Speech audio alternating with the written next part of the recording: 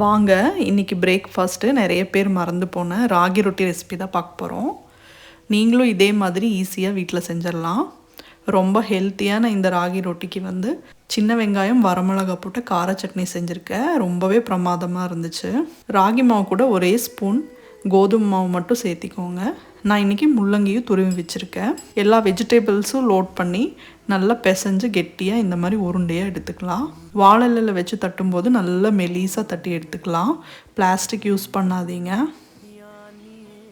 இந்த மாதிரி நல்லா தட்டி எடுத்துட்டு கல் காஞ்சதும் ஒரு ஸ்பூன் எண்ணெய் தடவி இலையை இந்த மாதிரி திருப்பி போட்டிங்கன்னா ஒட்டாமல் நல்லா வந்துடும்.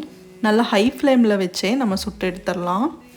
ரெண்டு பக்கமும் நல்லா திருப்பி போட்டு வேக வச்சு எடுத்துக்கோங்க. நல்லா இவ்வளோதான். 10 நிமிஷத்தில் நம்ம ஈஸியாக வீட்டில் ஹெல்த்தியாக செஞ்சு கொடுக்கலாம் குழந்தைங்களுக்கு. நீங்களும் ட்ரை பண்ணி பாருங்கள். தேங்க்யூ.